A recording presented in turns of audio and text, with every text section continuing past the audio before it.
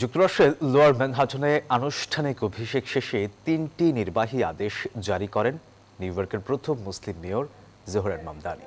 বৃহস্পতিবার হাজারো সমর্থকের সামনে নিউ ইয়র্কের আবাসন খাতকে ঢেলে সাজানোর প্রতিশ্রুতি দেন তিনি। আর এ সময় আনন্দ উল্লাসে মাতেন অন্তত 50,000 সমর্থক।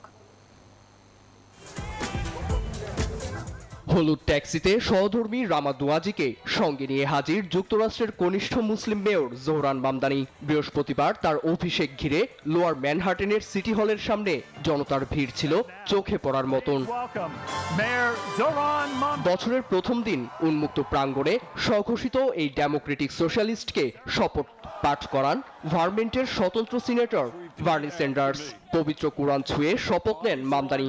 নিজ বক্তব্যে নতুন যুগের সূচনা হয়েছে বলে মন্তব্য করেন মেয়র মামদানি। নিউ ইয়র্কবাসীকে বলতে চাই, আজ নতুন যুগের সূচনা হয়েছে।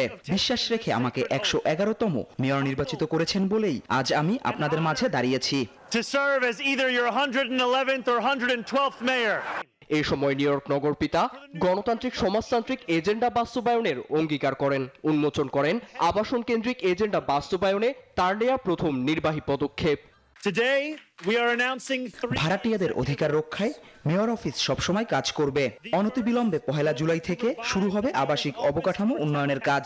আমলাতান্ত্রিক জটিলতা কাটাতে একটি টাস্ক ফোর্সও গঠন করা হবে। শুধু প্রতিশ্রুতি নয়, যেমন কথা তেমন কাজ। বক্তব্য শেষ হতেই নির্বাহী আদেশে সই করেন মামদানি। এ সময় সিটি হলের সামনে আনন্দ উল্লাসে মাতেন তার সমর্থকরা। অনুষ্ঠিত হয় ব্লক পার্টিও। নীরব দাস, নিউজ 24।